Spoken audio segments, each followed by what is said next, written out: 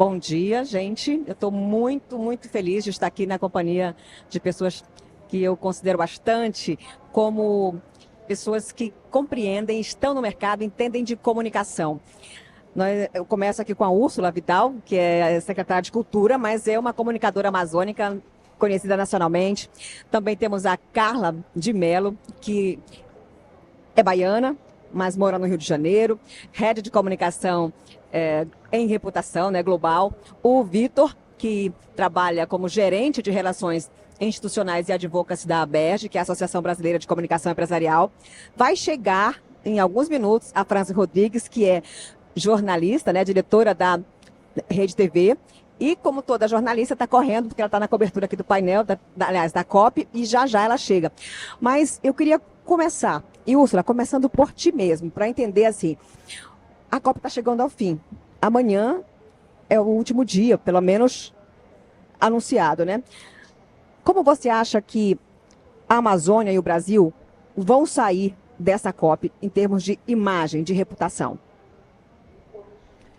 Olha, Cleide, depois da tentativa de produzir um massacre da Serra Elétrica reputacional, né, nós vivemos um período muito, muito duro e, lamentavelmente, vindo de onde historicamente vem, né, de uma articulação político-empresarial e até de conglomerados de comunicação do Sul e Sudeste, que acabam sendo uma mesma rota de interesses econômicos, porque quem alimenta o conglomerado de comunicação são interesses privados, os interesses privados incidem sobre a política acaba... Então, assim, é um rolo compressor imbricado que produz narrativa, né? E muita gente compra. Então, lamentavelmente, eu vi, por exemplo, depois daquele depoimento absolutamente infeliz do chanceler alemão, que se retratou, e eu li essa retratação, na verdade, nem foi na imprensa local, mas na imprensa francesa, dizendo que ele se arrependeu e que não teve tempo de conhecer as belezas naturais da Amazônia, e um dia depois a Alemanha anuncia a contribuição para o TFFFF de 1 bilhão de euros. Já havia, com certeza, anunciado que iria fazer uma contribuição para esse fundo de conservação de florestas tropicais. Mas o que eu entendo é que, para você ver a força da narrativa, a gente precisou provar, né, o Estado do Pará e o governo federal, e principalmente o presidente Lula, porque isso teve muito, né, a insistência, o olhar visionário, a percepção de que ele precisa disputar imaginário. O presidente Lula é uma liderança que disputa o imaginário dos brasileiros e o imaginário do mundo. Ele é uma liderança hoje no combate à fome, no combate à desigualdade, no enfrentamento a gente não pode, embora discordemos dos métodos da personalidade, mas o presidente Trump é uma liderança global. E o presidente Lula fez um enfrentamento quando, inclusive, blocos econômicos capitulavam. Então, o presidente Lula, quando aponta a Amazônia como um espaço, como esse locus de discussão, de experiência, ele sabe o que ele está fazendo. E eu estou dizendo isso porque nós precisamos de lideranças políticas que tenham essa capacidade de tomar decisão. E muitas vezes contra forças do próprio governo federal, que ficaram apreensivas em relação à quantidade de esforço que precisava ser feito. E que fizemos. Entregamos em 5 meses um terminal de cruzeiros. Estamos entregando mais de 13 quilômetros em 14 canais de obras de saneamento, urbanização e tratamento de esgoto na cidade. Passamos de 7% para 39% de tratamento de esgoto em Belém. Estamos entregando equipamentos culturais que estão mudando a paisagem cultural e urbana da cidade, com atividades voltadas à nossa vocação. Nós temos uma vocação cultural e turística para o turismo de base comunitária, para o ecoturismo, para o turismo de experiência na socio-bioeconomia. Então, isso tudo está sendo, não foi de uma hora para outra, não foi uma ideia pensada, tirada da cartola e vamos maquiar. Não estamos maquiando a cidade. Todos esses equipamentos são legados com estratégias de ocupação, de parcerias público-privadas, a partir de termos de referência desenhados pelo Estado para desenvolver uma estratégia que vem sendo desenhada lá atrás, desde o Plano Bio.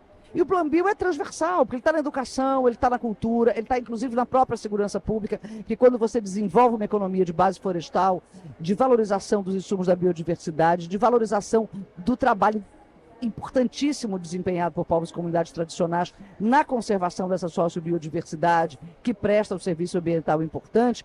Quando você pensa isso, você está pensando também na segurança pública, porque esses são territórios em disputa, porque são ocupados por atividades criminosas. Se você dá opção de trabalho, de geração de emprego e renda para essas pessoas, porque ninguém dá conta assim, opa, hoje eu vou cortar uma árvore, opa, hoje eu vou me envolver com o crime organizado, né? Vou poluir um rio bem ali. Ninguém acorda dizendo assim, essa é a minha vocação, entendeu? Poluir um rio dentro de uma reserva, não é isso. Nós estamos falando de um território extremamente vulnerável por conta de um modelo de desenvolvimento da República Brasileira, que sempre tratou a Amazônia dessa forma desrespeitosa, sem entender os seus fluxos, o seu povo, essas 30 milhões de pessoas quase que vivem aqui. Então eu entendo que nós desempenhamos um papel muito a partir da diplomacia cultural e desse soft power de protagonismo dos nossos modos de vida através das nossas vozes, que se expressam na culinária, na gastronomia, na cultura alimentar, na cultura, na música, na dança, no patrimônio, no jeito, na forma, na personalidade, que é genuinamente aberta para o contato humano, para a experiência humana do contato, da crença, da beleza das trocas humanas. As pessoas, quando oferecem a carona, oferecem o guarda-chuva, oferecem informação, oferecem a casa, que tu estás oferecendo a tua casa para um monte de gente, tem uma rede na minha casa.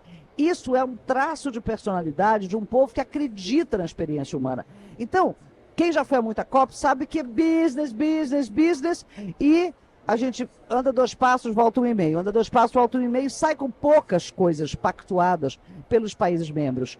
As pessoas acabam o dia aqui, as delegações, elas vão fazer karaokê, elas vão tomar cerveja, elas se retroalimentam da experiência do humano, porque eu não estou falando de número, estou falando só de planilha de Excel, estou falando de gente, de combate à fome, de combate à desigualdade, da oportunidade que a transição energética, a transição dos sistemas agroalimentares, a transição, a tecnologia que nós já temos, que a ciência já tem, esses trilhões estão voando sobre a nossa cabeça, seja do setor privado, seja do setor público ou da filantropia, ele pode ser aplicado no chão desse território que é solução. Então eu acho que nós estamos bem na foto, e até a crise a gente vira rapidamente. É impressionante como a gente está fazendo do limão uma limonada. Aprendemos a fazer isso com maestria. E eu tenho a impressão de que nós ganhamos não 1 milhão de amigos, mas bilhões de amigos. Olha, e agora eu queria ouvir aqui a Carla, que tem essa vivência também, já conheceu o Pará, mas eu também concordo aqui com a Úrsula, que nós saímos mais fortes, saímos maior. Na tua visão mais analítica e também de quem está vendo de fora, Carla, você concorda com isso? Concordo, e 1 bilhão de amigos e 1 bilhão de advogados. Quando a gente vai trabalhar o conceito clássico de reputação, é uma escadinha. Primeiro tem que conhecer. Então a gente está apresentando, né, a Amazônia é pauta global, mas ela precisa ser narrada pelo território. E a gente está narrando isso aqui para milhões de pessoas que estão visitando, que estão ouvindo falar, repercutindo em seus países. Então é o conhecimento. Depois é a favorabilidade, que essas experiências vividas aqui, sem sombra de dúvida, vai trazer essa questão do entendimento dessa realidade, né? Depois vem a confiança. E isso foi escalonado ao longo do ano. Você comentou da questão da dúvida, né, em relação à entrega aqui da COP. Eu estava numa reunião, num veículo de comunicação no Rio de Janeiro, com nomes grandes que narram e pautam sobre essas temáticas nacionais. E aí eles falaram, não, eu acho que deveria mudar para cá, não vai dar tempo de entregar. E aí, como eu já morei aqui no Pará, e eu sou uma advogada paraense também, eu falei, lógico que vai entregar, mas é lógico que vai entregar. E vai entregar muito bem. Lá tem uma força de realização enorme, de situações adversas que se transformam em experiências incríveis. Então, vão entregar sim. Então, assim, eu fui ferrenha assim, na defesa. Isso foi em maio, mais ou menos. E foi entregue. E aí, quando as pessoas questionam alguns problemas que acontecem, eu vi recentemente lá em Las Vegas, 2 dias antes, Vânia Bueno, 2 dias antes do GP lá em Las Vegas, uma enxurrada que acabou prejudicando muito ali a questão do circuito. Isso acontece, as mudanças climáticas estão acontecendo aí, e a infraestrutura, por mais precavida que a gente tenha, ela tem fragilidades, é feita pelo homem, não foi feita pela natureza. Então, foi entregue sim, é uma semente plantada, porque aí a gente tem o advocacy, a gente tem depois dessa escada a reputação forte, e agora é aproveitar esse momento agora para reverberar isso e dar continuidade ao trabalho e tudo que foi plantado aqui para ganhar força. E realmente, assim, a Amazônia é pauta global, mas ela precisa ser narrada pelo território. Diversas personalidades importantes. Ontem eu jantei com a Glória Caputo, que é ícone aqui tem uma história fantástica de luta, de realização, um projeto lindíssimo com crianças. Eu lembro quando eu estava gerente do Pará, aqui em 2009 e 2010, a gente trouxe a Orquestra Sinfônica Brasileira para fazer uma apresentação no Teatro da Paz. E aí eles estavam ensaiando e saíram do palco. Quando a gente estava no bastidor, o maestro da USB, que músico voltou para ensaiar? Aí a gente, não é o músico da USB, são as crianças do projeto Vale Música. E aí ele, não, são meus músicos. E aí ele foi lá ver que ele não acreditou a qualidade, o nível de musical que aquelas crianças do projeto aqui, realizado aqui, 100% aqui, com crianças de comunidades vulneráveis aqui, estavam tocando numa excelência. Hoje tem gente na Europa, maestros, todos formados aqui. Então tem muito personagem, muita história bacana para contar aqui. Obrigada, Carla. E Vitor, bom, ela falou, né, nós estamos na etapa do conhecimento, agora depois a etapa da favorabilidade. Mas você também participou de várias ações acontecendo na COP, tanto na área oficial quanto nos eventos paralelos, e a sua percepção, há um caminho já sendo traçado pelas empresas para que a gente saia daquele local do estereótipo, daquela visão distorcida da região, para um cenário diferente? Olha, primeiro, obrigado pelo convite, é um prazer estar aqui com vocês, falando sobre comunicação. Do lugar de onde eu falo, né, é importante dizer, sou de São Paulo, venho ao Pará com frequência, adoro Belém, e eu estou numa associação de comunicação onde a gente tem mais de 1.000 empresas, e a nossa interface são com as áreas de comunicação, de reputação, às vezes de sustentabilidade também, né, a gente percebe que as estruturas estão muito próximas. E, olha, eu tive a oportunidade de ir em muitos eventos paralelos na semana passada e nessa semana. E eu vi ser concretizado um esforço que a Berge fez em 2023, muito provocado por você, na fundação do nosso capítulo Amazônia, que é a nossa representação regional e o que faz a Berge ser uma associação realmente nacional. Então a gente buscou gente que é daqui, que é do território, que tinha essa representatividade para representar as empresas, as agências, as empresas que estão instaladas aqui ou que têm operações e às vezes têm alguma estrutura de comunicação para fundar esse capítulo. A gente já tinha, inclusive, no começo dos anos 2000, um capítulo em Manaus, só que ele fechou por não ter tanta atividade. E aí quando você provoca a gente lá em 2023 para fundar esse capítulo, inclusive trazendo atenção para o que era importante para vocês em questão de representatividade, de tema, de como aquele capítulo deveria ser articulado. E a gente faz um projeto que é muito legal, que envolve encontros, que envolve programas educacionais, porque de uma forma ou de outra a gente ia ter muito comunicador aqui e foi o que se realizou. A gente viu muito comunicador aqui. E acho que amarrando um pouco aqui que vocês falaram de reputação, da escadinha da reputação e da coisa da experiência, a gente promoveu o curso, uma imersão na Amazônia, o programa Conhecer para Comunicar, e acho que esse mote sintetiza muito. É preciso conhecer para comunicar. Se você não é daqui, que já conhece, que já tem a profundidade para comunicar, é preciso que você venha conhecer. A gente teve o orgulho de fazer três viagens com comunicadores de vários estados do Brasil, tanto para Manaus quanto para Belém. A gente quer continuar isso, porque acho que tem um efeito prático na forma como as pessoas chegam, na forma como as pessoas lidam, na quebra de estereótipos. Você quer Não, dar a as França boas-vindas? está chegando aí, já já eu apresento ela. Pode seguir, Vitor. E assim, e por que é importante, né? A Úrsula estava comentando bastante sobre a comunicação de Estado, de governo, mas a comunicação das empresas é também um fator de construção desse imaginário popular sobre a Amazônia, sobre a região. Então, assim, eu acho que a comunicação, ela se concretiza na ação, né? Ela vira uma mudança de comportamento, de pensamento, a partir do momento que você age. E a gente está num cenário em que a atenção é mínima, né? A gente tem segundos de atenção. Então, como que você cativa uma pessoa? Dando a ela uma experiência. E aí não só a experiência de vir conhecer antes, mas de estar aqui, de passar um tempo aqui, de tirar um tempinho e atravessar o Guamá para ir na Ilha do Cumbu, eu acho que faz muita diferença, né? Em vários painéis de pessoas do Brasil todo e de fora do país que vieram e tiveram essa pequena experiência, que inclusive acho que é o que o chanceler deveria ter feito, viram que a realidade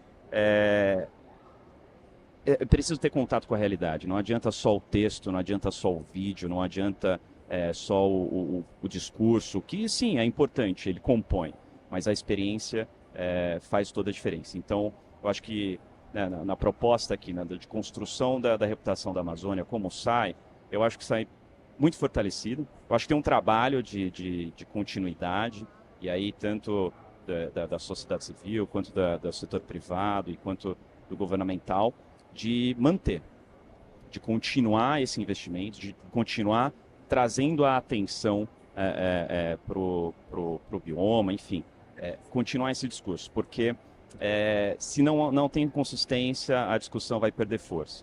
Então, assim, a gente vinha falando, né, na preparação, a COP não é uma linha de chegada, ela é um processo, em todos os sentidos, tanto para a agenda climática, mas também para a agenda de comunicação e reputação, que eu acho que é muito importante, enfim, mas a gente aprofunda um pouquinho depois também. Obrigada, Vitor. E a França chegou agora, e já que a gente estava falando de advocacy, né? Essa aqui é uma advogada da Amazônia nas redes sociais. Essa mulher brigou demais antes dessa COP acontecer. Está cobrindo a COP, chegou aqui atropelada, né, assim, atravessando a gente aqui, porque ela está envolvida com muitas coisas, acabou adoecendo esses dias. Mas eu queria aqui, França, que tu relatasse. Todo mundo aqui está muito todos aqui há uma convergência de pensamento de que a gente vai sair mais forte do que começou. Mas a gente gostaria também de ouvir tua opinião nisso tudo, como essa mulher da comunicação e como uma pessoa da Amazônia, a França é de Macapá. Ela jura que ela é de Belém, mas ela é de Macapá. E que fez muita arruaça nas redes sociais, explicando para as pessoas, né, brigando para combater o preconceito. Depois desses dias todos aqui, qual é a tua percepção e a percepção dos colegas que tu tens conversado nessa cobertura? Olha, para começar, obrigada por esse momento. Eu acho assim, tem uma máxima que eu nunca concordo, que às vezes a gente aprende na dor. É uma máxima que eu não concordo, mas que é uma realidade. Eu acho que a gente precisou, nós amazônidas, precisamos passar por tudo isso e brigar por tudo isso para o Brasil virar a chave, ter um outro olhar para a gente. Então, quando a gente vai para as redes sociais bradar, brigar, corrigir e criticar a xenofobia, a gente precisava fazer esse papel. E por conta dessa briga, dessa emoção, desse jeito passional do paraense ser, foi que a gente conseguiu sensibilizar as pessoas lá fora. Olha, aqui tem vida, aqui tem hospitalidade, aqui tem PIB, aqui tem balança comercial e aqui a gente tem história para inspirar. E as pessoas sempre brincam, né? Agora o frete vem, porque o frete grátis nunca vem para a Amazônia. Frete grátis, menos para a região norte, né? Menos para a região norte. Então, para alcançar as pessoas, a gente precisou usar esse tipo de recurso para dizer, olha, aqui a gente está esquecida há muito tempo, mas, poxa, tem muitas coisas aqui. Eu sou filha de pescador, meu pai era pescador amador, artesanal. Então, ficava 30, 40 dias para trazer o peixe, quando não conseguia aquela quantidade exata, ele ficava mais tempo pescando e salgava aquele peixe para que ele conseguisse se conservar para chegar na cidade. Então, eu acho que agora nós viramos a chave. A comunicação virou o jogo. O paraense fez um favor enorme ao Brasil para dizer xenofobia aqui não. Eu briguei realmente nas redes sociais, mas eu tenho a oportunidade, nesse momento, de ser uma repórter que faz cobertura nacional. Então, eu dei, inclusive, esse depoimento ao vivo em rede nacional. Eu disse, olha, eu desliguei o meu senso crítico. Qualquer coisa que for acontecer aqui é o mesmo que vai acontecer com quem vai para um show, é o mesmo que vai acontecer com quem vai para um jogo de futebol. Então, a gente vai ter pequenos probleminhas normais que tem em qualquer lugar. E não tem a ver com a Amazônia. E, de fato, em alguns momentos queriam jogar. Ah, caiu a chuva, alagou uma rua. É culpa de Belém, é culpa da COP, quando ninguém se atentou que isso era uma questão cultural daqui. O calor é questão cultural. Os influencers de Belém viviam dizendo, olha, vem para cá, não reclama do calor. E as pessoas estão dizendo que o calor é algo depreciativo, quando, na verdade, é uma característica do norte. É algo nosso, a gente já sabe lidar com o calor. Mas tem calor humano também, né? Tem calor humano, tem hospitalidade. Eu acho que foi aí que o Pará ganhou o Brasil. Bom, então, passar essa rodada aqui, Úrsula, eu queria voltar para você, mas você quer compartilhar alguma coisa? Para te atender. A França disse assim, me arranja um salzinho. Aqui as pessoas têm Meu tanto Deus. calor humano que chegou o SUS para atender. Atender a Tá nossa aqui, pra painelista. saber, a nossa painelista, que ela estava com a pressão baixa. Entendeu? Isso é o calor humano. Uma salva de palmas para o SUS! Obrigada, realmente. Viva o SUS! SUS! Viva o Posso SUS. contar E você? uma anedota? Pode. Eu estava no Veropeso, tinha o Zé Gotinha, eu tirei uma foto com ele, é a foto da Copa para mim, o Zé Gotinha no Veropeso, eu adorei. Olha, eu estava agora há pouco num painel e, na verdade, eu não estava participando. Eu estava vendo e fui dar um abraço, que é inclusive importante frisar essa participação. A Universidade Federal do Pará é a única universidade do mundo que tem um stand aqui dentro da Zona Azul. A única. Isso é muito importante, porque quem produz mais conhecimento, ciência, extensão, pesquisa sobre a Amazônia, finalmente é o FPA, não é mais a USP. Durante muito tempo foi a USP. Veja como nós estamos conseguindo virar a chave desse processo que ainda é digamos, uma praxis, como a academia gosta, né, de um modelo colonial de desenvolvimento. Muito colonial de desenvolvimento.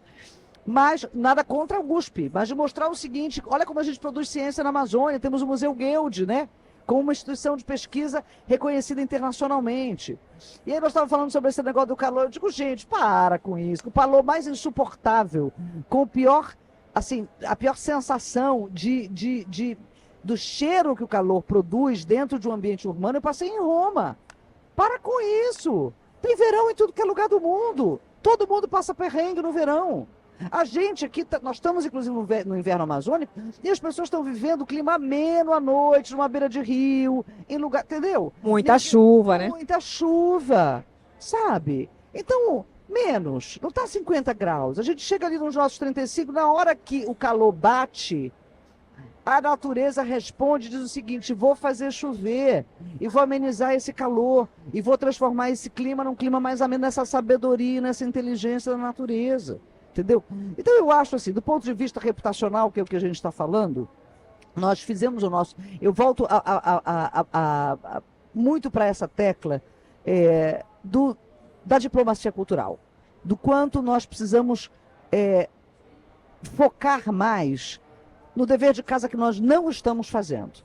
Vejam, se a gente olhar aqui ao redor, nós temos exemplos escaláveis, nós temos fundos e recursos suficientes, nós temos tecnologia e inovação suficiente para mudar tudo o sistema de produção de energia, o sistema de produção da agroalimentação, o sistema de produção tecnológica para garantir automação e redução da desigualdade. Nós já produzimos comida o suficiente para acabar com a fome no mundo. Então, assim, é político. Nós sabemos que as decisões são políticas. Então, nós precisamos... Qual é a linguagem da política? A linguagem da política em ambientes democráticos é o voto. Quem vota, o mesmo peso que tem o meu voto, tem o voto do chanceler alemão, né? Do presidente Lula. É um voto. É um voto. Essa é a beleza da democracia. É nesse ambiente que nós todas e todos somos iguais. Que cada opinião, que cada voto, ele tem absolutamente o mesmo peso. Então nós precisamos atuar nesse sistema de crença da humanidade para entender que nós temos uma grande oportunidade de falar uma linguagem que é uma linguagem da sobrevivência.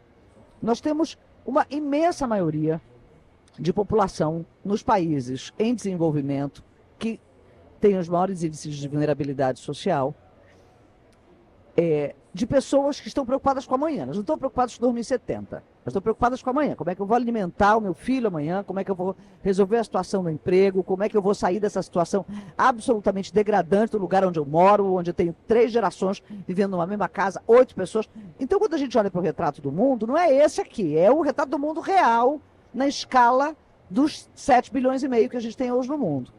A gente precisa apresentar para essas pessoas uma solução que conecte com a vida dela. Primeiro, como eu vou construir narrativa? Eu acredito muito fortemente na cultura e na arte.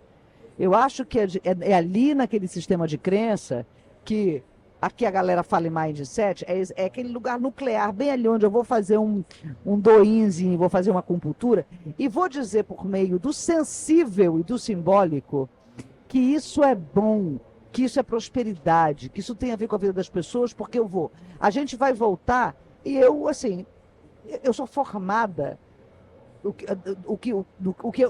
eu só acredito no valor da experiência humana se for para produzir bem comum. E a gente vai voltar para a grande revolução que aconteceu na contemporaneidade, que é quando eu começo a apresentar para o mundo a ideia do comum, primeiro na Revolução Francesa e depois com a teoria marxista, que é o seguinte: é pão, é terra e é trabalho. Que é isso que mantém a vida em comunidade. Que os povos e comunidades tradicionais originários já viviam no respeito à diversidade, no entendimento que é no diverso e no comunitário que eu produzo a manutenção da vida.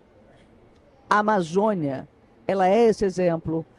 Essa biodiversidade extraordinária é fruto de cooperação entre fungos, micróbios, insetos, inteligência humana, engenho humano, linguagem, cultura, comunidade, território, identidade, imaginário, tudo que constitui o que eu sou e acredito, e imaginação, como eu coloco isso a serviço desse amanhã, como é que eu vou construir pacto comunitário para esse amanhã. Então, você tem a inteligência, achei essa frase genial, você tem inteligência artificial, tem inteligência ancestral. E é nesse passado que criou sociobiodiversidade que a gente precisa encontrar essas soluções. Então, eu entendo que, quando a gente apresenta para esse mundo da vulnerabilidade que vota dentro do sistema democrático, que a gente precisa defender democracia no mundo, a gente precisa defender democracia no mundo, é sobre isso. Porque se a gente não defender democracia, daqui a pouco a gente não sabe o que é esse volume absurdo de dinheiro do setor privado que responde ao interesse que pode ser para o bem ou pode ser para o mal, o que ele vai fazer incidindo sobre a política, e a política é o que decide o preço do teu pão, se tu vai poder vestir saia, se tu vai poder vestir biquíni, se tu vai poder beijar na boca de língua publicamente, se você vai ter direito à sua autoidentificação sexual. É na política que essas coisas são decididas. Então a gente precisa lembrar que a gente precisa defender a democracia. E esse ambiente democrático vai pressionar a política a tomar as decisões corretas para que esse dinheiro que sobreviveu às nossas cabeças produza justiça social. Porque é o seguinte, quando o presidente André fala que a gente sabe que a gente vai fazer um mutirão, ele traz o conceito do mutirô. Ele traz esse conceito do mutirô lá de trás. Ele diz, a gente precisa de 1 trilhão e 300 milhões para fazer o financiamento. Vamos falar a verdade, tem dinheiro, gente. Tem dinheiro. A Tesla acabou de oferecer 1 trilhão só para o Elon Musk. Se ele cumprir as metas para um cara até 2030... Claro que existe dinheiro. no sistema financeiro, no setor privado, na filantropia, o dinheiro está aí. A gente só precisa da pressão social para que esse dinheiro vá para os fluxos de produção de bem comum. E eu entendo que a cultura tem um imenso papel. Primeiro, de absorção de mão de obra, como a mudança do mundo do trabalho. Que a IA e a automação vão colocar muita gente aí desempregada. Se a gente não vai caminhar para a renda universal básica, que seria o justo, para que ninguém tivesse que morrer de fome porque não tem como comprar um pão, isso seria o justo, porque a gente evita um monte de problemas que gastam muito mais dinheiro, que pressionam muito mais o setor público, né? Muito mais os governos, se vocês fizessem uma renda global universal. Mas a gente oferece oportunidade de trabalho e todo mundo tem uma capacidade, um talento dentro das expressões da cultura e da arte. Todo mundo. É muito rápido que você absorve. Então eu entendo que nós somos esta solução também no curto prazo, porque a gente precisa de médio e longo, mas essa do curto prazo, e nós somos uma solução para emular pessoas, sabe? Para engajar, para criar uma consciência de uma maneira interessante, divertida, entendendo qual é a linguagem do seu território e como é que você vai produzir essa narrativa, como é que você, a partir daí de onde você está, vai dizer sobre o que é importante para que nós tenhamos um mundo mais justo e mais sustentável. Olha, depois de ouvir a Carla fazendo, aliás, a Úrsula falando tudo isso, né, de como essas conexões acontecem, e vem para a gente que trabalha com comunicação, com advocacy, um desafio que é entender que tudo realmente está conectado. Você precisa trabalhar a comunicação para as pessoas, né? A gente precisa fazer isso, mostrando para Dona Maria, para o seu João, seja para o governador, para o presidente, para o chanceler alemão, que tudo simplesmente está interconectado. Então, nós precisamos trabalhar política pública, nós precisamos comunicar de uma maneira compreensível, né? Porque a comunicação é o que o outro entende. Eu preciso fazer com que ele se engaje. E quando a gente vem para uma discussão como esta, onde a gente fala de trilhões, onde a gente fala de temas que já são complexos, para quem está tratando do tema, não são abordagens fáceis, imagina traduzir tudo isso para uma linguagem que seja acessível para as pessoas. Então, dentro da Jornada COP+, o movimento que nós lideramos dentro da Federação das Indústrias, nós temos lá um comitê de comunicação e advocacy, um desafio de trabalhar, de não parar, de seguir fazendo ações, pelo menos pelos próximos 5 anos, de buscar e trabalhar essa reputação da Amazônia, de desenvolver também ações de políticas públicas que a gente possa ajudar e trabalhar em várias frentes, porque não dá para pensar mais com cada um no seu quadrado. A inteligência artificial também chegou aqui para dizer o seguinte: olha, você precisa ser muito mais inteligente, muito mais, ter uma análise crítica muito mais apurada, porque qualquer um hoje tem o básico, né? E aí, como a gente vai fazer diferença nesse novo universo? Como fazer com que essa mudança de mente que ela falou, essa mudança de crenças, ela seja realidade na prática? Para a gente não perder essa janela que se abriu. A gente tem que continuar o trabalho. Então, Carla, eu sei que a gente não tem uma fórmula pronta, mas se você tivesse uma sugestão para a gente, para esse desafio brasileiro, o que você faria? Bom, o legado reputacional da COP30 e da COP+, vai depender muito de manter vivo essa narrativa acontecendo, né? Essa atuação acontecendo. E a Úrsula estava falando, eu lembro muito assim, de algumas questões que a gente trabalha em sustentabilidade que tem a ver com comunidade, que tem a ver com rede. A gente precisa trabalhar, reaprender a trabalhar. Se a gente olha para os nossos ancestrais, se a gente vê os povos indígenas, eles sabem trabalhar em comunidade. As comunidades quilombolas trabalham a questão econômica, a questão do impacto ali ambiental também, de uma forma muito orquestrada, com uma sabedoria de vida, de vivência deles. E a gente precisa trabalhar dessa forma. Eu estou na Green Initiative, que está trabalhando muito a questão dos setores, diversos setores, a descarbonização. E a gente foi convidado pela ONU Turismo para trazer os cases que a gente está trabalhando aqui. Entre eles, Machu Picchu e Bonito, no Mato Grosso do Sul. E o Cristo Redentor, que a gente está começando agora. E isso fez com que os outros destinos turísticos, a gente está falando com Taj Mahal, a gente está falando com Petra, a gente está falando com Camboja, porque... Eu queria colocar o Terra do Chão, Santarém, isso, a gente está aqui para isso, a gente está aqui para isso, a gente está aqui para isso. Então, e trazer com que esses destinos tenham visibilidade numa coalizão mesmo global, porque a gente trabalha fortemente a governança multinível, que é a iniciativa privada, obviamente com o investimento, com o impacto que ela gera ali naquele destino, mas o governo federal, estadual e municipal daquele destino que está ali, e todos os atores da comunidade para realmente entender como isso pode ser transformado de uma forma correta, minimizando os impactos e potencializando o legado que pode ser deixado ali. E se a gente multiplica isso para todas as questões de território, de desenvolvimento, é o caminho, é você saber trabalhar com comunidade. Um dos destinos, a gente viu uma dificuldade muito grande de articulação entre eles. Tinha uma rixa, tinha um puxava para o lado, o outro puxava para outro, mas o trabalho comum, aquele propósito e aquele objetivo fez com que eles conversarem, e a diversidade rica está aí, de você abrir mão de algumas questões e se dedicar para um propósito maior.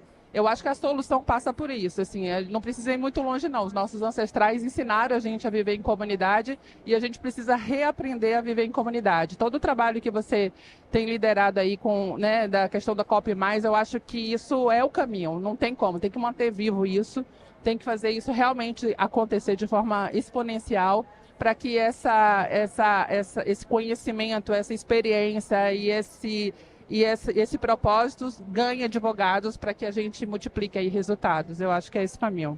A Carla está falando de uma volta ao começo, né? É a gente dar uma parada, né? Recapitular, voltar a usar as técnicas que deram certo e que a gente sabe que elas funcionam. E buscar também o que a gente acredita muito nessa questão da convergência, do multilateralismo, de ouvir, buscar. E quando a gente fala de Brasil, de Amazônia, eu acredito muito numa fala ontem até do presidente Lula, que ele falou sobre a escolha de Belém não é apenas uma escolha simbólica para o mundo, né? Porque se ele fosse fazer em qualquer outra cidade do Brasil, fora desse bioma, ela seria uma COP como outra qualquer. Mas aqui ela tem o simbolismo e um papel de integrar o Brasil. Porque nós estamos vivendo agora, assim, é como se a Amazônia brasileira ela fosse desintegrada. E agora ela integrou. Então, como é que a gente vai fazer com esse Brasil que se conheceu agora, que está junto, que entendeu, que somos muitos Brasis, muitas Amazônias, mas que a gente faz parte de um todo, né? Nesse desafio de convergência, você que atua em comunicação e advocacy, o que é mais prioritário agora para tentar conectar essas empresas, esses comunicadores, buscar essas conexões para trabalhar em torno de uma imagem unificada do Brasil e da Amazônia? Eu vou tirar meu chapéu da associação e colocar meu chapéu da academia aqui para tentar responder a sua pergunta usando algumas referências que eu gosto bastante. Uma das primeiras vezes que eu fui a Belém, que eu vim a Belém, eu conversei com a professora da UFPA, Ivana Oliveira, uma professora de comunicação, e aí eu perguntei a ela, professora, me indica algum livro que provavelmente não vai chegar, e ela me indicou um livro da Neide Godin, que é sobre narrativas da Amazônia, que ela pega uma perspectiva histórica sobre como a Amazônia foi retratada desde das primeiras visitas dos europeus, enfim, passando até um pouquinho pela visão que a ditadura impôs e tudo mais. E dali eu consegui conectar com a minha pesquisa acadêmica, que é sobre narrativas de legitimação.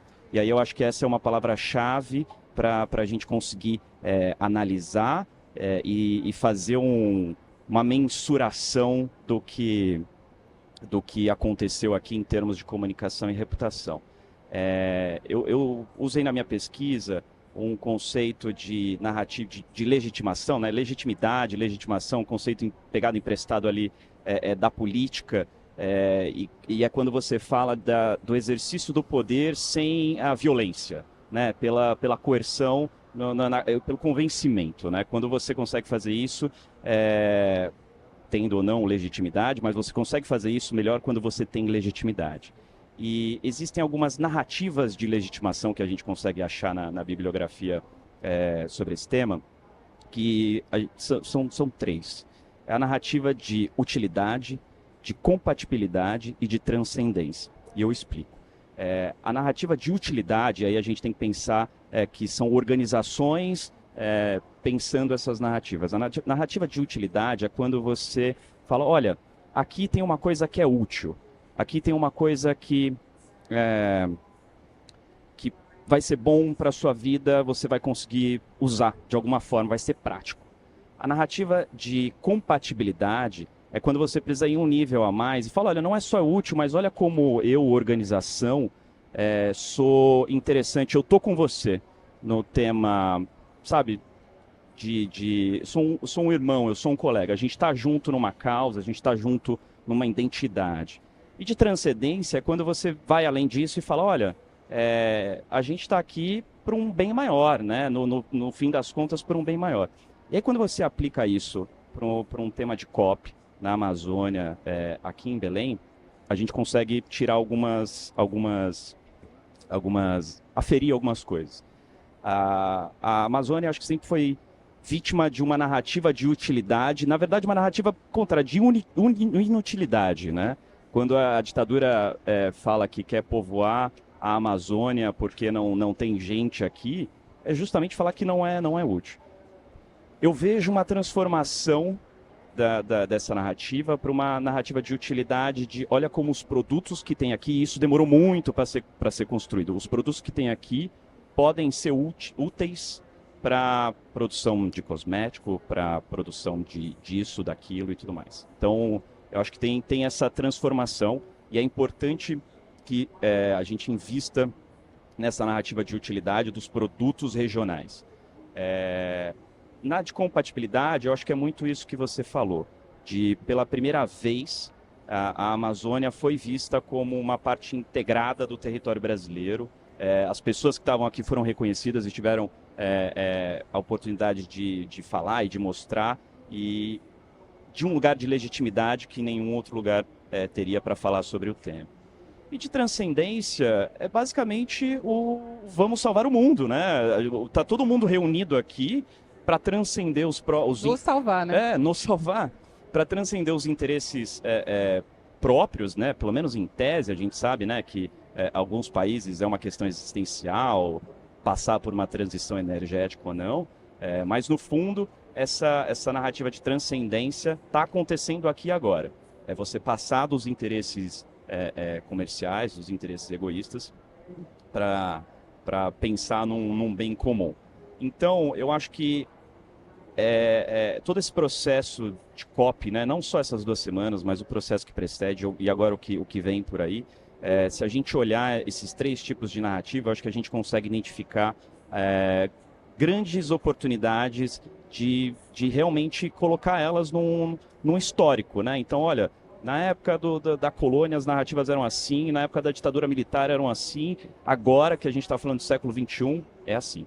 Então, é uma oportunidade de consolidar isso no simbólico, no imaginário, que é o que as organizações têm feito aqui. Então, acho que fica aí essa sugestão. A nossa dor em comunicação é sempre a mensuração, né? Como que a gente mede. Então, acho que a gente precisa ter uns parâmetros muito práticos e colocar isso no papel e entregar. A gente quer fazer isso lá na Berge, então vamos tentar num report aí sobre essa ótica. Obrigada aí pela contribuição, bem, com bastante informação aí acadêmica. A gente percebe que o Brasil, ele está dentro dessa discussão toda. Se a gente pegar aqui o que ele colocou de conceito, né, dentro da transcendência, nós temos aí um país que tem os melhores índices de energias renováveis, né? Quase 90% da energia do Brasil é renovável. Nós temos a maior biodiversidade do planeta, né, por aqui. Mas temos tanta coisa que a gente precisa saber agora o que vamos fazer com isso, né? Exatamente o que eu vou fazer com tudo isso, porque tem um outro dado. Ouvi uma frase linda da ministra, da ex-ministra Isabela Teixeira, dizendo que o Brasil é quem mais produz vida no mundo. E é fato isso, né? Nós temos tantas coisas assim relevantes, mas o que fazer com elas? E do ponto de vista político, do ponto de vista da comunicação, da reputação, é preciso tomar as decisões certas a partir de agora, né? E aí, Franci, você que voltou para a mesa, para a nossa roda de conversa depois do atendimento médico, você percebe, assim, oportunidades que, para a imprensa, que é onde você está hoje, né, ainda continua trabalhando na imprensa tradicional, como essas pautas podem fazer parte do dia a dia? É possível ter um novo olhar a partir do que se aprende aqui ou a partir do que a gente pode propor de discussão mais madura, para não ficar naquela cobertura mais muito superficial e a gente tentar aprofundar um pouco mais numa camada que gere mais inteligência também para quem está acompanhando essa cobertura jornalística? Acho que mudou, sim. Acho que mudou. Acho que ninguém mais vai falar da Amazônia como falava antigamente. Não é? As pessoas vieram... Pelo menos os que estão por aqui, né? Os que estão por aqui pelo que eu conheço, os que estavam aqui, era importante estar aqui. Porque eles se sentiram tão acolhidos que agora eles podem ser considerados porta-vozes do Pará. Ontem mesmo, quando o presidente Lula estava aqui, eu fiz uma imagem, éramos mais de 500 jornalistas ali na porta, esperando, enfim, se ele ia falar, se ele não ia falar, a famosa portaria, que é muito comum lá em Brasília. E eu vi que o volume de jornalistas que estavam aqui e as pessoas que foram escolhidas para estar aqui vão falar da Amazônia de forma diferente. Vão falar da Amazônia de forma diferente, com muito mais propriedade. Primeiro as pessoas vêm e se encantam com as pessoas, depois se encantam com a comida, depois se encantam com a cultura. E isso tudo já faz elas terem uma outra visão do que é o norte do país. Eu acho que muda, sim. Acho que muda. Porque o que aconteceu foi uma campanha orquestrada. A gente sabe que o que tinha por trás eram interesses empresariais, daquela empresa de eventos que não ia conseguir estar aqui, daquele empresário que mexe com a realização de grandes eventos que não ia poder alugar ou vender os tapetes também, né? Para os corredores da COP. Então, são potências empresariais que estavam insatisfeitas. Vão fazer lá nem tem condições de fazer. E aí chegaram alguns veículos, escolheram alguns veículos que endossaram essa ideia deles, e aí começaram os tiros, né? Exatamente. Agora, você falou uma coisa que chama também efeito manada, né? Quando um começa a falar, todo mundo vai atrás. Então, a gente teve momentos de, não vai ter condições, não tem infraestrutura. Depois, os preços que realmente estavam excessivos, né? Os preços, as coisas ficaram muito caras para a hospedagem. A gente teve, de fato, algumas contribuições verdadeiras para o momento também. Acho que alguma verdade, para além do... Alguma verdade eles disseram, mas que foi uma orquestração onde ninguém queria comunicar as soluções que estavam sendo pensadas, né? E aí eu vejo o seguinte, nós temos agora, para essa rodada final aqui, eu gostaria muito de que a gente chegasse num ponto de... Não sei se vocês concordam comigo, mas eu vejo a comunicação como uma grande ferramenta para o desenvolvimento sustentável. E aí eu falo com a quantidade de canais que nós temos hoje, com a revolução toda de comunicação, essa revolução digital, essa mudança de era que nós estamos vivendo, como que a gente aproveita essa fase de favorabilidade que a COP vai nos trazer e que para a gente não se perder nisso tudo? Como é possível atuar de maneira conjunta, convergente e realmente buscando que a gente não desperdice essa oportunidade, porque eu enxergo que nós estamos vivendo algo assim, único, para a minha geração, pelo menos. O meu filho pequenininho vai ter as dele, mas eu, para a minha geração, Úrsula, acredito que nós estamos na nossa geração, né? A nossa aqui, o Vitor, que é menino mais novo, né? Mas a nossa geração está diante de uma oportunidade singular. Olha, ano que vem começa de novo o fim do mundo, né? Eleição. Eu espero que esse trator não desarticule essa articulação tão bonita. Gente, por que deu certo em Belém? Porque a gente teve um alinhamento político e empresarial do terceiro setor e de uma pactuação social para que as coisas convergissem bem. É pacto, gente. Na sociedade é pacto, né? Então, assim, como é que a gente vai comunicar? Vamos lá. Nós somos seres de linguagem, nós somos seres de cultura. Nós criamos sínteses interessantes. Gente, é uma oportunidade de trabalho, é uma oportunidade de qualificação profissional. Vamos aprender inglês básico, vamos aprender um espanhol básico. Sebrae entrou junto, Federação das Indústrias fortemente, trazendo o setor produtivo para ser super parceiro dentro desse processo. O governo estadual disse, olha, a gente tem aqui, por exemplo, o Estrutura Pará. O que é preciso para a gente garantir uma cópia? Eu preciso de um equipamento. A gente já tinha pensado no Parque da Cidade. A gente já tinha Estrutura Pará, já tinha a Vale aderindo à Estrutura Pará. Vamos dar tração nesse equipamento, que precisa ser um equipamento para recepcionar a COP como a venue, como o espaço. Vamos dar tração. E aí a sociedade adere. Temos voluntários pra caramba aqui dentro da COP. A sociedade acreditou na experiência do voluntariado, por exemplo. Né, que isso é uma novidade muito grande para nós. Não que nós não tenhamos trabalho voluntário, mas nessa escala, né? Se bem que uma novidade para nós, não. Eu vou voltar 2 casas e me corrigir. O Círio de Nazaré tem 25 mil pessoas voluntárias da Cruz Vermelha numa experiência do comum que acontece há 230 anos ali. Exatamente. Essa questão que você falou do Círio é braçal, é emocional, porque o que aquela turma faz na Cruz Vermelha não é só uma vontade de fazer, é um trabalho muitas vezes até brutal, e as pessoas estão ali felizes da vida. Por que é a experiência do comum?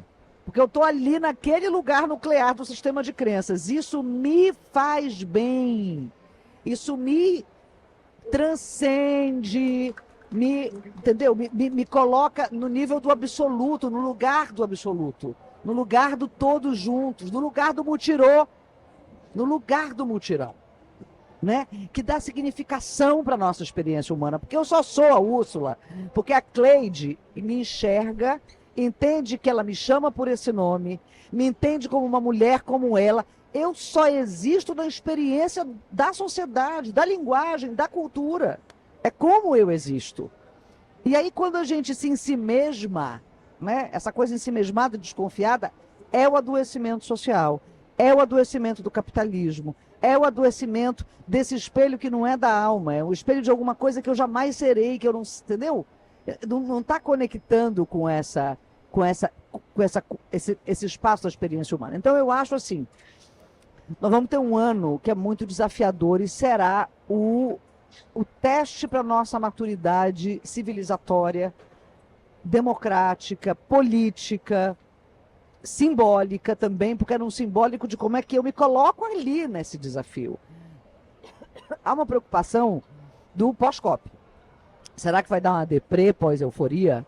Né? Que é natural dessa adrenalina, né? Isso é físico-químico.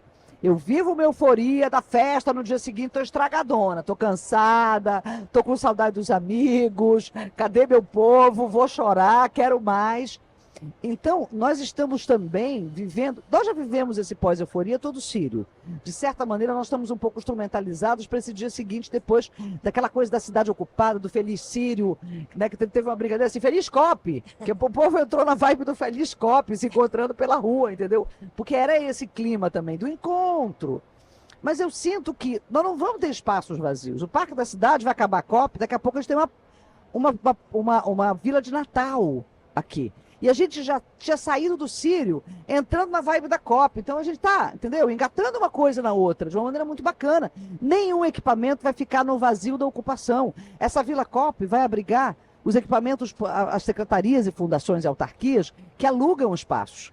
Então a gente já vai transformar esse espaço aqui, que foi um hotel durante um período, num equipamento público administrativo, né? O Porto Futuro tá aquele Círio de Nazaré, gente. Todo dia, né, as pessoas estão indo. A cidade já se apropriou daquele espaço, como tinha se apropriado da Estação das Docas. É um espaço muito vivo, conhecido pela própria cidade. O governador, muito inteligentemente, pensou o seguinte: eu vou ter Natal, que é um período muito forte também, muito ligado ao nascimento de Jesus, e eu vou trazer um festival gospel. Porque a gente precisa também compreender que eu tenho um mercado muito forte que vende equipamento de música, que vende música como bem cultural, que traz a juventude para dentro desse ambiente, vai fazer o maior festival gospel agora do Norte aqui. Que pode não vir gente da Tanzânia, mas vai vir do Tocantins, vai vir do Maranhão, vai vir de outras cidades do Pará. O Vila Galê acabou a Copa e está R$600 a diária. Tem gente dizendo assim, eu vou passar o final de semana para me hospedar e eu quero ficar lá no hotel para tomar um café da manhã, pegar uma beira de rio. É para nós também. É para os nossos aqui de perto. Vou me mimar, né? Entendeu? Então, assim, gente, se tem apartamento sendo vendido na planta a R$15 milhões, bem aqui na Doca, tem dinheiro. Tem dinheiro aqui em Belém. Tem uma classe média alta e uma classe alta que vai curtir a sua cidade e que vai internalizar esse dinheiro na experiência de viver a sua cidade, que muitas vezes nunca atravessou no Cumbu. Vive ali, vai para Lauderdale, como a gente faz bem aqui em Belém, na Indeua, entendeu? E ela vai dizer o seguinte, eu vou viver essa cidade com coisas tem, né, exposições maravilhosas, extraordinárias, uma vida cultural de uma metrópole no mundo, culturalmente vibrante no mundo. Belém está assim. Então eu acredito que a gente vai saber cuidar e exigir que o poder público, que é quem traciona escalonadamente a decisão e o fluxo do recurso, que ele cuide e produza um ciclo benfazejo e permanente e duradouro de desenvolvimento com progresso social para nós. Bom, então vou pedir agora para a Franci também fazer a contribuição dela, porque ela tem que correr para o link daqui a, né? Já. Então, não, assim. Eu vou encerrar minha participação reproduzindo uma fala da Ângela Mendes, que é a filha de Chico Mendes. Que eu acho que isso. Outro dia eu vi uma emissora de TV grande, fazendo um evento sobre a COP e trouxe uma pessoa de fora. A emissora era daqui. Aí eu fiz até um comentário. Não era o contrário? Não era vocês para falarem sobre a Amazônia para ele? A Ângela Mendes reproduziu essa frase, se querem saber sobre a Amazônia, nos ouçam, temos muito a dizer. Eu acho que a fonte está aqui. Tem um jornalista ativista, muito ativista, que eu até respeitava, até ouvi da boca dela, a Amazônia é o pulmão do mundo. Mas isso é porque é clichê. Não, não é clichê, está errado. A gente tem um papel importantíssimo, mas nós não somos o pulmão. Não somos, nós temos outra importância. Então, esses pequenos detalhes, assim, que eu fico no pé, e isso revela o quanto as pessoas ainda estão superficiais quando se fala de Amazônia. Então, se querem saber, tem que vir aqui, ouvir quem está aqui. Acho que, e se permitir, né, conhecer um pouco mais, né? E se permitir conhecer de verdade. Exatamente. Ok. E para os rincões, né? Os povos tradicionais, eles têm muito a nos dizer também. Vocês aqui que estão aqui fazendo a Amazônia no dia a dia. Nós, a né? Úrsula, que é uma voz potente. Você, que é uma estudiosa, já posso até dizer que é uma ativista da Amazônia. Parabéns pelo seu trabalho. Você também é muito... Você é muito... Eu não queria dizer... É uma defensora. É uma defensora da cultura. Eu acho que é esse o caminho. A gente tem que, se tiver que gritar, a gente grita, porque eu também já gritei. Às vezes é isso, infelizmente. Obrigada, Franci, obrigada pelo esforço que você fez para estar aqui com a gente. Que o link daqui a pouquinho seja um sucesso, tá bom? Vai para lá que ela vai entrar ao vivo no jornal. Bom, e você, Carla, vamos lá para esse encerramento aqui. Dentro do que nós estávamos debatendo, né? O que você acredita que pode ser feito para que a gente não perca esse momento precioso? Você antes estava falando de comunicação, sempre gosto de voltar à essência de tudo, né? A simplicidade é o mais alto grau de sofisticação, já diria Leonardo da Vinci. Comunicação, na essência, é tornar comum. E a gente faz parte da comunicação social, tornar comum aquilo que é social, que é de todos, de pessoas para pessoas. Então, é manter o diálogo constante. Essa narrativa precisa ser contada, já começou a ser contada de uma forma potente para quem é do território, agora com bons advogados, de experimentar, experienciar tudo isso que foi nos oferecido enquanto a gente está, né, antes da COP, na COP, e com certeza a gente vai levar isso como advogados aí para os nossos territórios também, para que venham mais pessoas para cá e que isso se retroalimente num ciclo extremamente virtuoso aí, que eu acredito muito nisso, porque tem propósito acima de tudo. E a Vânia Bueno está aqui presente, ela está registrando desde a COP21 pessoas, e aí ela me chamou muita atenção, assim, é de pessoas para pessoas. É o Brasil conhecendo o Brasil, o mundo conhecendo o Brasil na sua totalidade, não só no eixo umbigal ali do Sudeste.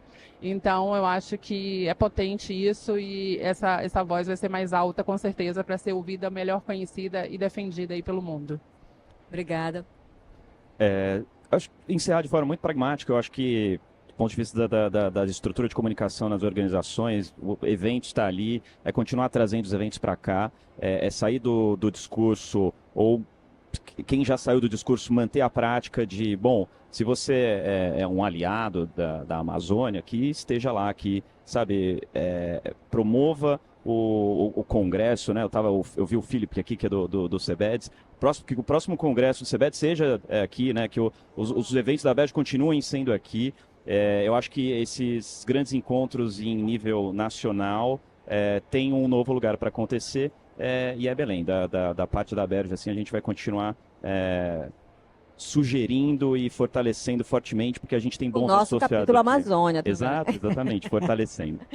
Obrigada, Vitor. E olha só, eu acredito muito nessa unidade, né, dos comunicadores, é o que nós queremos fazer e vamos fazer. Já começamos esse trabalho dentro da Jornada COP+, unindo os comunicadores amazônicos, e vamos crescer para o Brasil, porque nós queremos que as nossas vozes sejam ouvidas. Mas as vozes de fora também têm muito valor quando eles nos conhecem, né? E essa combinação de inteligências, essa combinação de vozes, ela torna tudo muito mais potente. E os eventos aqui e também a gente participando de eventos fora, né? Com a nossa, levando essa cultura, levando o nosso saber e fazendo essa troca, porque é assim que a gente vai se tornar conhecido. Mas, de fato, nós estamos vivendo um momento maravilhoso e eu agradeço a presença de vocês aqui, tá? Muito obrigada por esse painel e vamos fazer a nossa foto aqui de encerramento, tá, gente? Obrigado. Obrigada.